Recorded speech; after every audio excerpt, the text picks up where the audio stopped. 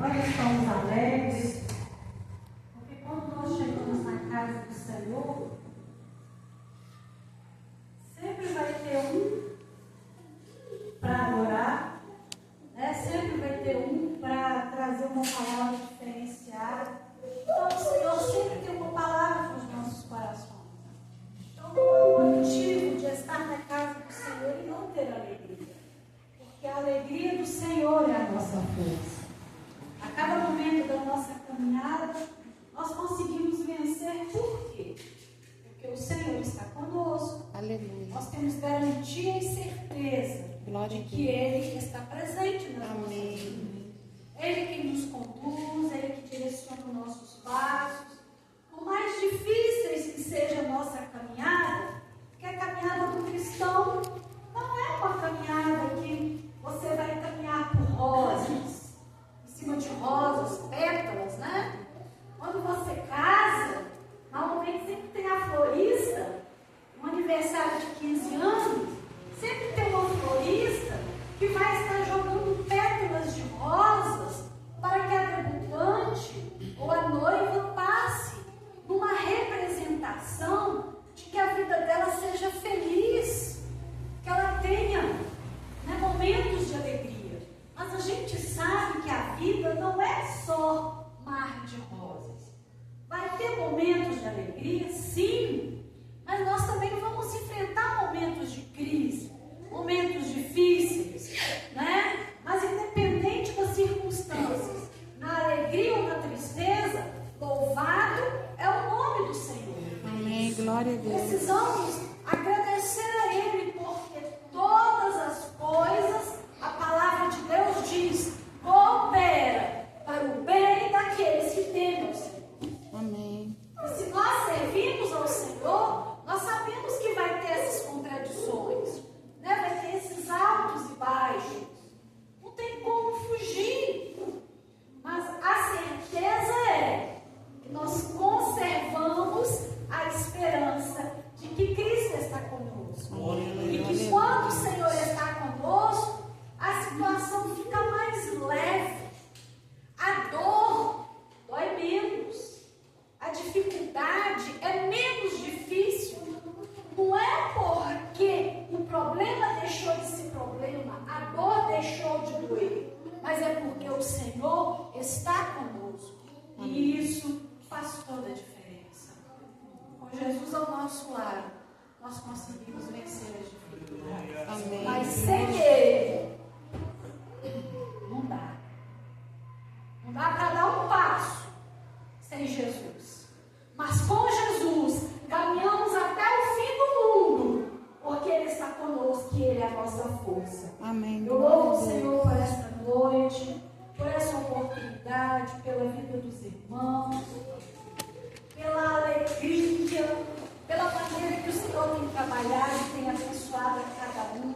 Eu sei que se nós estamos aqui nesta noite, se nós estamos no último domingo do ano de 2024, né? Exatamente dia 29 de dezembro, é porque o Senhor até aqui esteve conosco. Amém. Glória a E Deus. sem Ele, não dava para chegar aqui. Mas com Ele a situação mudou, né? Amém. Jesus Glória é a Deus. maravilhoso. Eu quero dividir com os irmãos os versículos na palavra de Deus, que está lá em Juízes, capítulo 16, versículos 4 até o 6, para que nós possamos meditar nesta noite. Um assunto conhecido, né, dos irmãos da igreja, mas a palavra de Deus se renova a cada manhã, a cada noite que nós a lemos, e que a gente reflete nela. O Espírito Santo tem uma palavra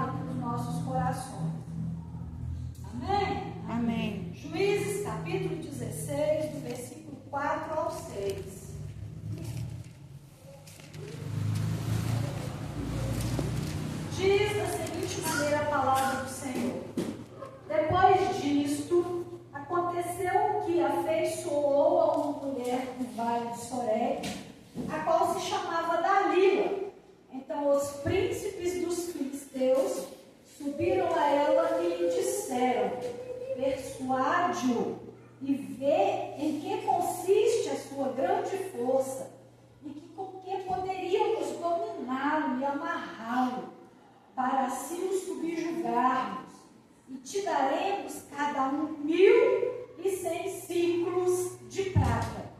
Disse, pois, Dalila a Sansão: declara-me, peço-te, em que consiste a tua grande força e com que poderia ser amarrado para te poderem subjugar. Amém? Amém. Somente esses versículos. Os irmãos podem se assentar. Nós estamos diante de uma palavra, de um assunto que, de uma certa forma, traz um certo incômodo aos nossos corações, porque nós vivemos um homem, neste exato momento aqui, passando por um momento em que ele se deixa ser seduzido e se apega a uma estrangeira. E o propósito que Deus tinha com esse homem era um propósito que ele pudesse libertar o povo de Israel dos filisteus.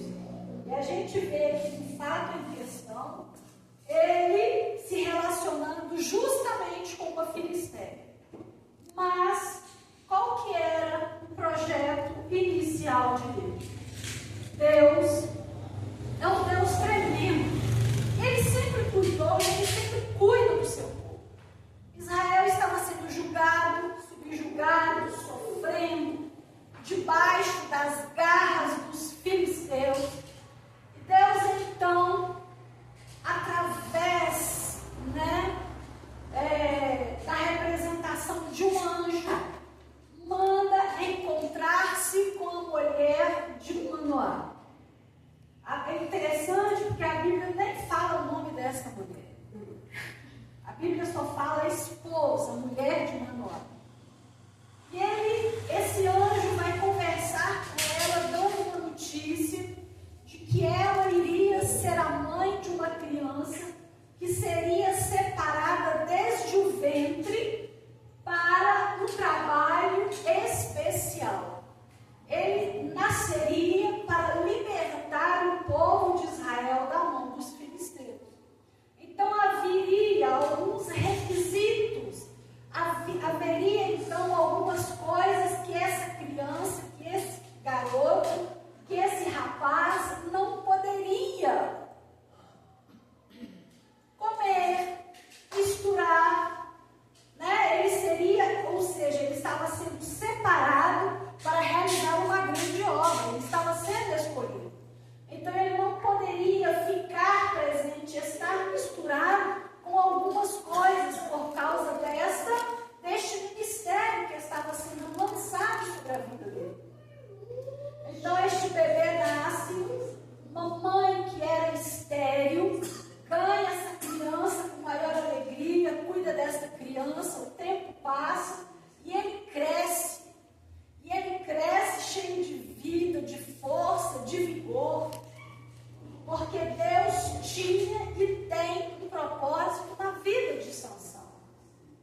Mas nós vamos ver que por causa de alguns acontecimentos anteriores, ele se decepciona e ele, não sei em que momento, mas ele conhece Dalila e começa a gostar desta moça e começa a se relacionar com ela de uma maneira imprópria, sem o casamento antes. Mas a gente vê aqui na palavra que quando ele começa a encontrar com ela, os homens daquela cidade, do povo filisteu, chega perto dela e lhe oferece certo valor para que ela pudesse persuadi-lo, pudesse tirar da sua boca de onde e de que forma consistia a sua força. Sansão era um homem que tinha a força de 10 homens. Por que não dizer até demais, Porque um homem com a capacidade de carregar um muro não, os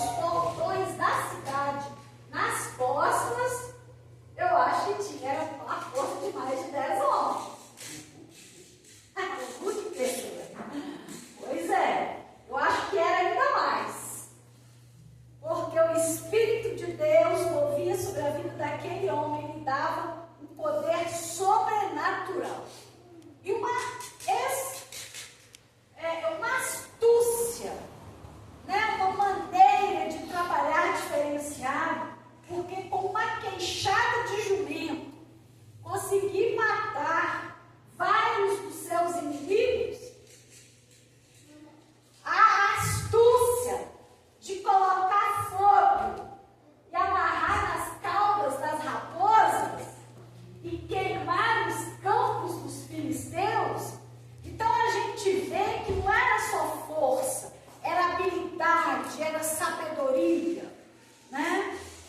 E a gente vê que acontece esse deslize na vida de Sansão por causa de uma decepção.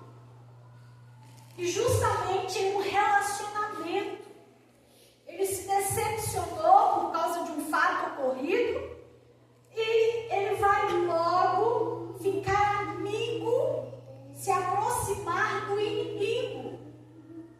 Em vez dele se aproximar e se apegar ao Deus de Israel, na sua força, na sua confiança, sabendo que Deus daria para ele um livramento, uma resposta para aquela situação, ele vai deitar no colo do inimigo. Nessa noite, o que eu quero falar para nós aqui neste lugar, refletindo com os irmãos, que o pecado vai gerar morte.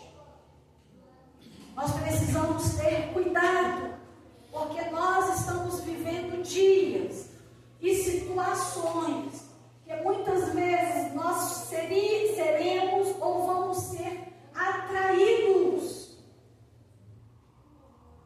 E muitas vezes, ou por que não dizer a maioria das vezes, o pecado ele não vem com cara de pecado. O pecado ele vem com cara de felicidade. Não é o que a gente vê que as pessoas buscam hoje. Se você conversar com alguém, o que a pessoa vai dizer para você? Não, esse ano de 2025 eu quero ser feliz no meu casamento, no meu relacionamento. Eu quero ser feliz no emprego em que eu vou conquistar. Eu quero ter felicidade na minha casa, na minha família, de chegar no meu lar. As pessoas estão em busca da felicidade. E a maioria das vezes, por que não dizer, como eu já disse anterior, o pecado sempre virá em forma de felicidade. Vamos refletir um pouquinho? Já imaginou? Se pecado, quando entrou no mundo através da serpente, quando ele se aproximou de Eva para seduzir, para enganar, em vez da forma que o diabo agiu, se ele chegasse e falasse, olha, você vai comer o fruto proibido, você vai se distanciar de Deus, você vai ver o seu corpo nu, você vai sentir vergonha, você vai ter que fazer roupa para vocês, você vai ter que se esconder atrás de uma moita para poder não ver a face de Deus. Vocês acham que Eva aceitaria comer do fruto? Aceitaria? De maneira nenhuma. Mas o pecado, ele foi apresentado de que maneira? Se você comer do fruto, você vai ter conhecimento, você vai ter a sabedoria de Deus. Então o pecado, ele sempre vai vir mascarado. E as pessoas normalmente vão aceitar as bandejas, porque o pecado não vem com cara de pecado. Não vem falando, olha, o pecado gera morte. Não vai estar dizendo, olha, o que você praticar, o que você fizer, vai trazer sofrimento, dor para você. O pecado não vem dessa maneira.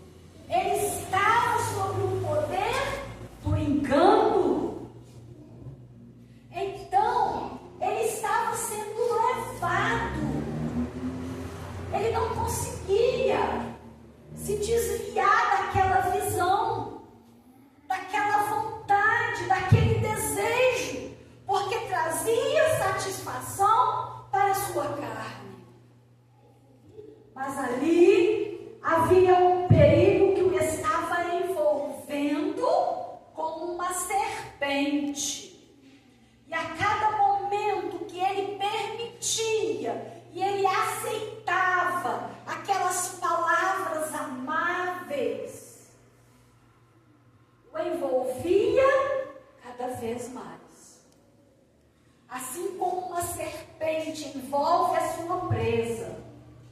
Porque tem cobras que picam, né?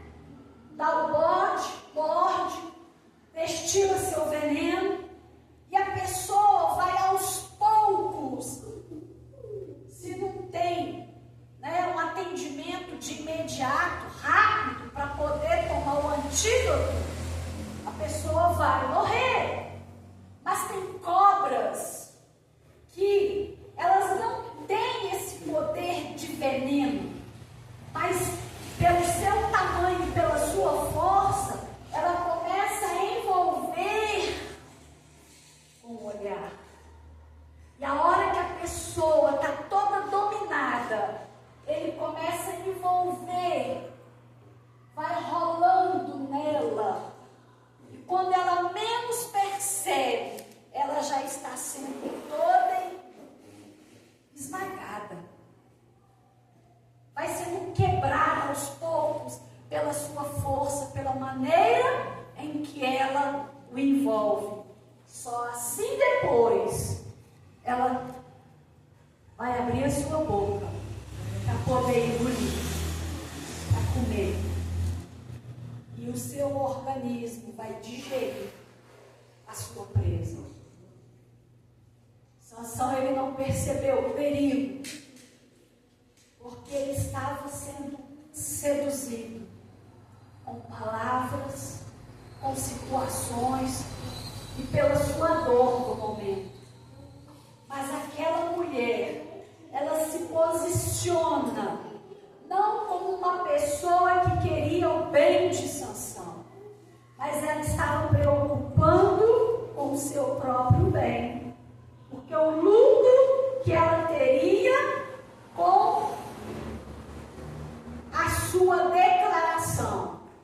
E a gente vê pelos registros da Bíblia Sagrada mais à frente, que ele vai brincar com o pecado. Ele vai tentar, né? Brincar com ela. É assim que é a minha força. Se você fizer assim, assim, assim, né? Os meus inimigos virão sobre mim e vão me levar. Por 2 vezes ele declara de maneiras enganosas para Dalila. Por fim, quando ela percebe que era a conversa fiada dele, porque quando ela falava, Sansão, os seus inimigos vêm contra você, que ele se levantava e quebrava as cordas, e ia, e não tinha ninguém, ou se tinha, estava à espreita para poder ver como seria a reação dele. Por fim, você diz que gosta de mim, mulher sedutora, mulher que só deseja o mal. Você diz que me ama, mas mente para mim até agora. Diga-me como consiste a sua força. E aí, gente, será que ele não percebeu? Vocês estão entendendo ao ponto em que esse homem estava de sedução por essa mulher todas as 2 vezes? Ela faz chacota dele, falando que os inimigos viriam, e usa de engano com ele, amarrando, fazendo o que ele falava, que iria prejudicá-lo, porque quem ama de verdade não quer o mal do seu amado. Ela cuida, ela zela, ela preserva. Mas aquela mulher, com astúcia, ela conseguiu a resposta que ela queria. E o que aconteceu com aquele homem? Seus olhos foram furados, ele perde a visão e é levado para fazer trabalho de animais, de bois, empurrar boinhos. Que situação! Quantos cristãos cristãos estão na presença de Deus e estão se permitindo ser seduzidos pelo pecado. São detalhes, amados. São pequenas coisas que nós vemos nos nossos dias. Isso tem importância.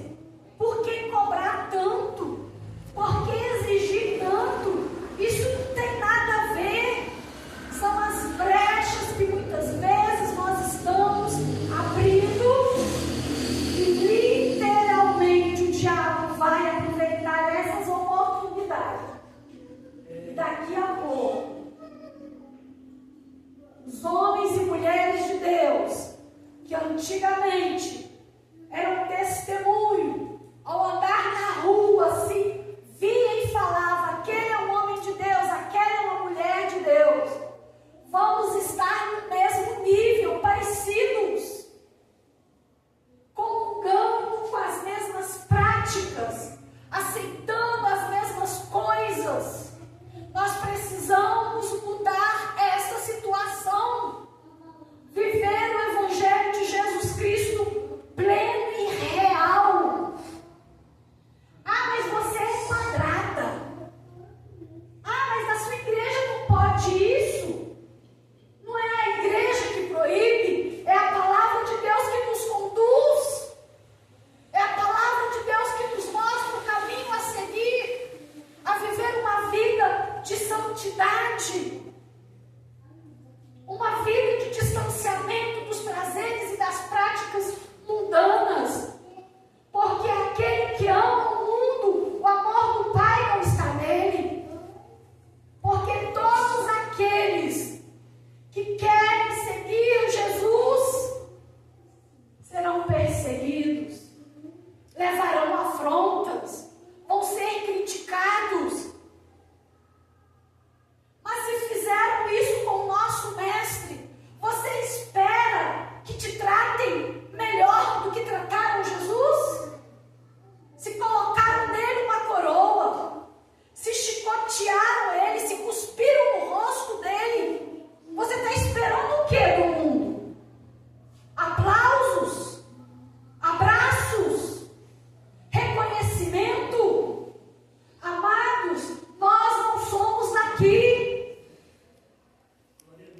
Não pertencemos a esse mundo.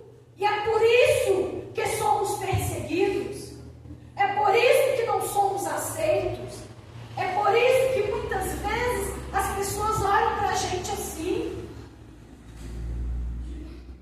Mas nós precisamos de viver a diferença.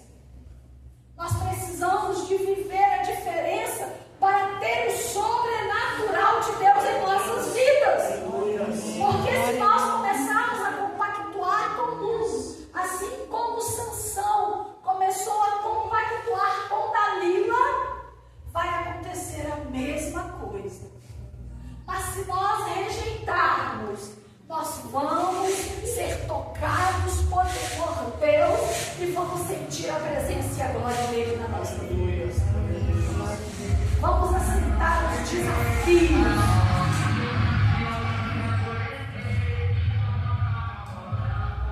Vamos aceitar os desafios que virão.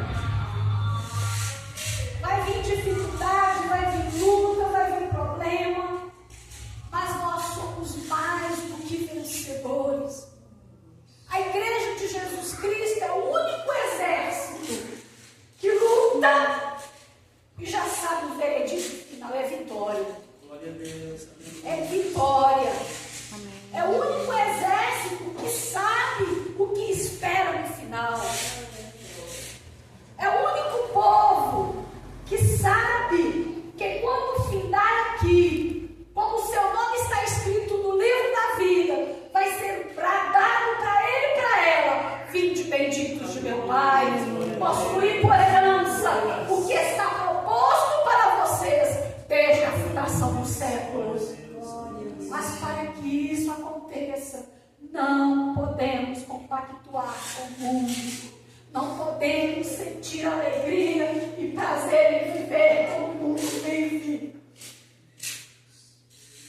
Não podemos. Não podemos.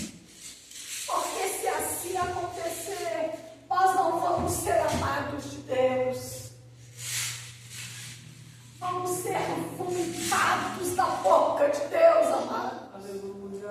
Deus vai nos rejeitar.